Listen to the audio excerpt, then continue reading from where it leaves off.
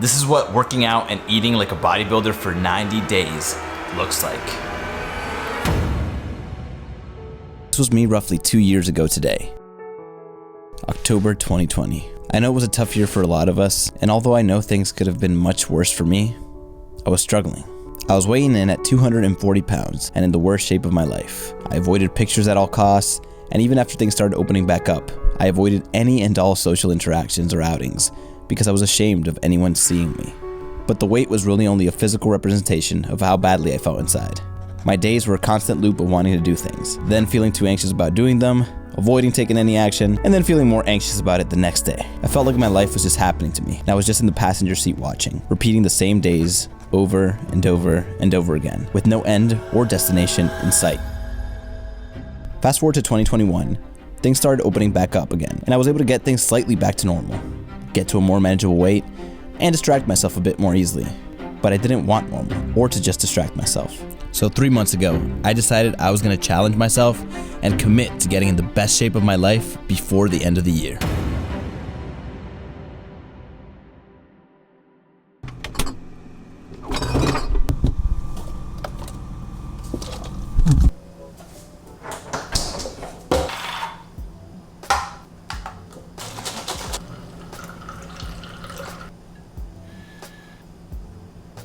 Alright, so diet and nutrition, which is literally the most important part of all of this. As the cliche saying goes, you can't outwork a bad diet.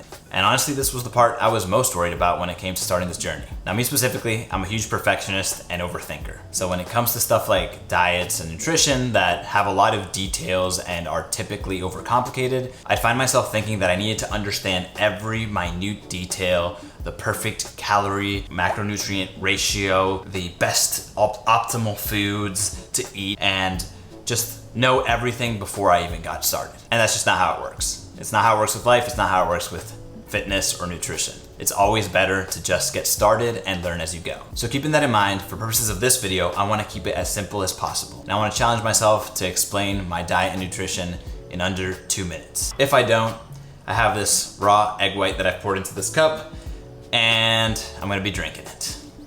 So this is all for you guys.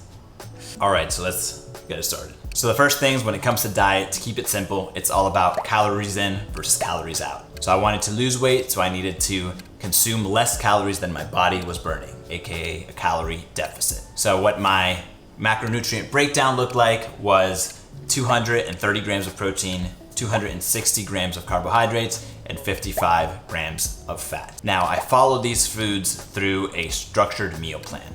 So this is a little bit different than counting your calories, which is what I've done in the past. It's a little bit less flexible, a little bit more boring, but it also has a lot of benefits. I'd have 6 meals throughout the day, and I'll pop these on the screen right here. And I would just eat those same foods day after day. What I found was that it was a lot simpler. It took a lot of the mental strain of having to think about what I ate in a certain day or what my next meal was going to be like. It also reduces a lot of the variability that comes with different foods and how your body reacts to it.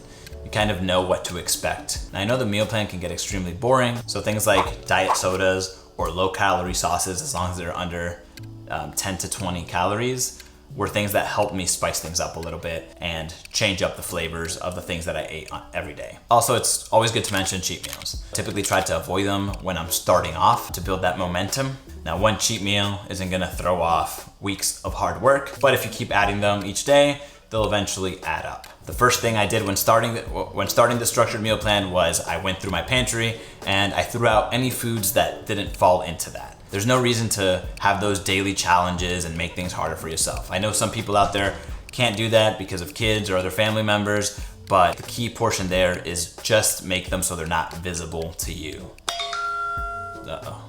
I guess I'm drinking this, but I'll leave that for the end of the clip. But that's pretty much it. After I started that structured meal plan, I'd pretty much make my meals throughout the day. I didn't really meal prep on a weekly basis. I didn't have the discipline for it. For me, it was really simple, eating the same foods day after day. And one main reason was because I made sure that in that meal plan, I had foods that I actually enjoyed. So that should be all when it comes to diet and nutrition.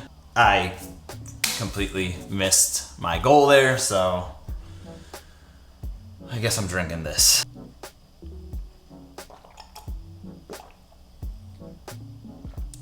Not that bad. It's fiction. We made it up. We made this one up. It's a made-up tale. So now that I talked about diet, let's talk about supplements real quick, and then we can head to the gym. So now for supplements. And for me, the key's in the name. You're supplementing your body with things you're not getting out of your foods. So for my journey, it comes pretty simple. Men's 1 a day, typical multivitamin. Next, I have fish oils. It just helps kind of support those healthy joints and supposedly some healthy fats as well for your heart. Vitamin D, some bone and immune health. Next one is creatine, so creatine monohydrate. I do 5 grams of this every day. I think this is kind of a controversial one. I've spoken to some people recently that think this is some kind of like steroid or something crazy. It's not. Oh, and then the most important supplement for me, definitely don't recommend necessarily for if you don't need it, but it's pre-workout. My tolerance for caffeine is through the roof nowadays. So again, don't necessarily recommend, but yeah, I just love the feeling of driving in my car to the gym on insane amounts of caffeine and listening to music at 100% volume and just jamming to it.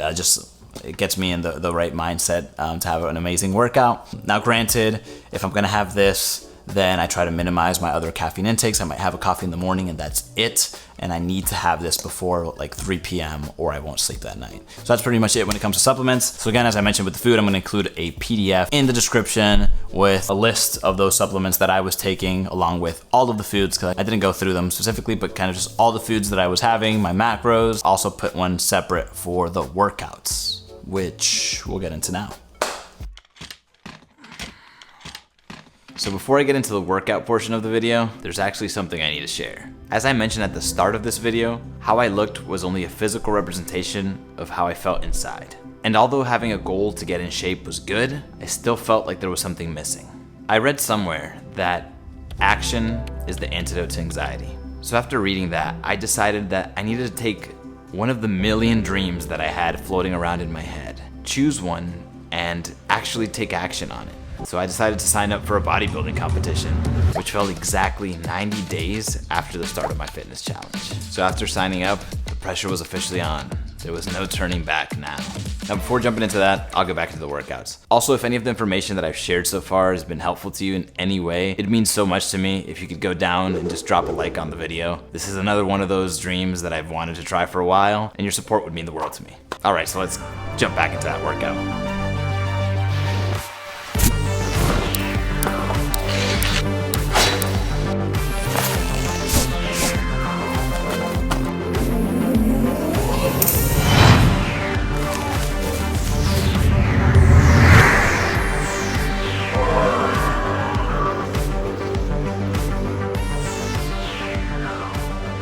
So now, onto the workouts. I was working out 5 times a week with 2 days of rest spread out throughout the week. I'd start every workout with a 5 to 10 minute warm-up stretch just to avoid any injuries. The workouts essentially prioritized compound heavy movements at the beginning of the workouts and then incorporated high repetition accessory work towards the end. I kept a log for every workout where I tracked the weights and repetitions I was able to get, and my goal each week was to try to at least maintain that weight and rep range for as long as I could. Initially, I wasn't used to this high intensity work and struggled, especially on leg day, but I knew I had to perform every day if I wanted to reach my goal.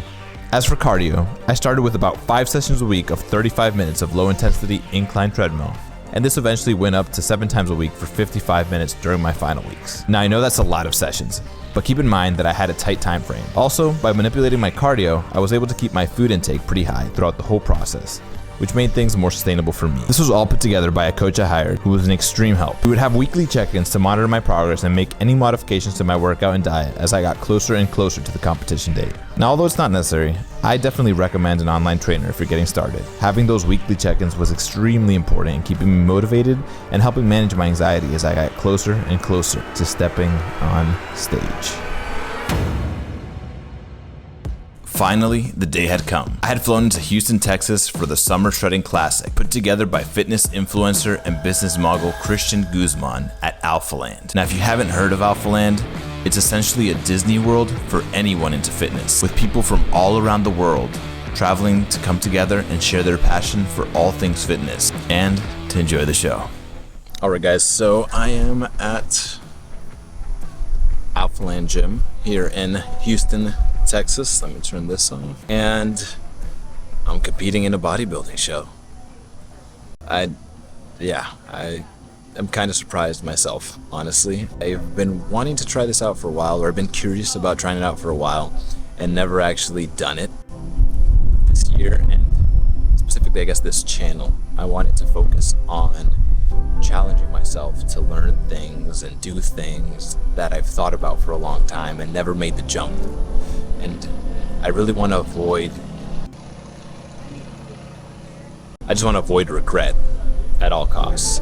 I want to avoid that feeling of what if. I want to live new experiences. I want to try new things out and be able to reflect on those, whether they went like I thought they would or they didn't. I can at least say, I know, I tried it. It's not in my head. I live in my head a lot. I just want to live a little bit more, like live outside of my head and do things. So that's what really matters. That's what I'm really trying to instill and tell myself, is this notion that I already did the thing, and that's a win already. So that's my little rant on that. Cheers. Hey. Just wanted to jump in here with this ridiculous tan I got going on. In a couple hours, I'm stepping on stage. Actually not feeling that as anxious as I thought I would, which I was a little bit worried about, like feeling super anxious or feeling super nervous. Actually pretty calm, collected, excited for everything later on. Excited to have the experience, excited to eat afterwards. My family's here. I got my sister, I got one of my best friends here, my mom here, my wife here. So I really love the people I'm surrounded with. I'm excited to spend time with them. So yeah, so next time you see me, I might be on stage or backstage or closer to a stage. I don't know.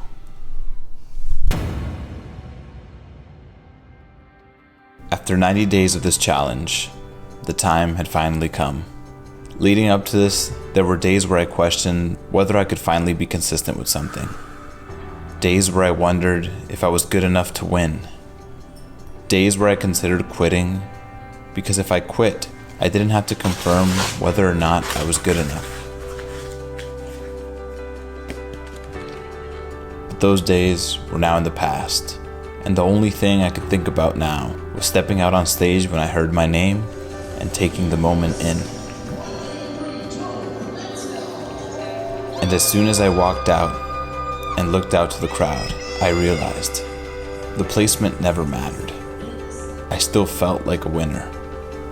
Looking out to my family and the people that came to support me, and remembering that shell of a person I was only 2 years ago, I was no longer stuck.